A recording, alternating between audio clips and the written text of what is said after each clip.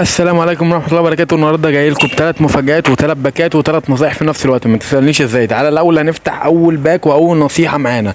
أول باك ديت اللي طلع لي فيها لعيب من الأوروجواي سي ام من ريال مدريد اوفر 95 فالفيردي. بالتأكيد هو فالفيردي فلفل اللاعب ان انا بعشقه جدا، من احسن لعيبة ريال مدريد. وطبعا الباك ديت هنا هو في حدث في اللي هو بتاعت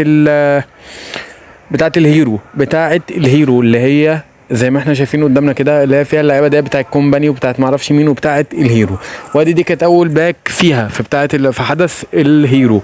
تاني باك في حدث الهيرو اللي هي مهمه برضو، اللي الناس كلها ما بتشوفش ولا بتخش تلعب في حدث الهيرو. حتى لو عايز اقول لك، لو انت ما بتخش تلعب خش العب بس التلات ماتشات دول وخد الهديه دي.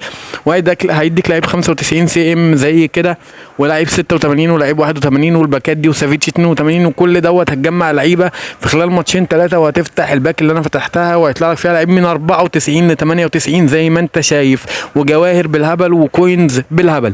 ادي دي كانت اول باك واول نصيحه. تاني باك وتاني نصيحه مهمه جدا ومحدش يعرفها، ان انا لعبت الويكند تشالنج، المهام الاسبوعيه اللي هي الحدث الاسبوعي اللي هو بينزل مرتين في الاسبوع.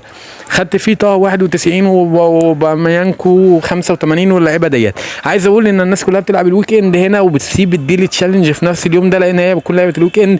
وبالعكس انا اللي طلع لي في الديلي تشالنج اللي هو ديفيز 92 وما طلعليش حتى لعيب 92 في الويكند تشالنج اهوت قدامنا. يعني تلاقي لعيب 91 طه في الويكند تشالنج، انما في الديلي تشالنج تلاقي لعيب 92 وهو الفونسو ديفيز، ولعيب جامد جدا جدا جدا. فناخد بالنا في الويكند بالذات فرص الديلي تشالنج بتكون اعلى، فنلعبها ماتش في 3 دقايق هيديك هدايا جامده يمكن احسن من الويكند كمان. وادي ديت الهدايا برده بتاعت الديلي تشالنج اللي احنا قلت افتحها معاكم برده اهيت. وادي الباك دي برده مهمه، لازم تلعبوا وتحققوا المهام اليوميه كلها عشان تجيبوها. وادي دلوقتي قلت اعمل معاكم برده اخر حاجه المقايضه ديت، والمقايضه ديت اللي بيطلع فيها 3 لعيبه حلوين 95، 3 لعيبه من 94 ل 99 زي ما مكتوب قدامنا. وادي اول لعيب هيطلع معانا مين؟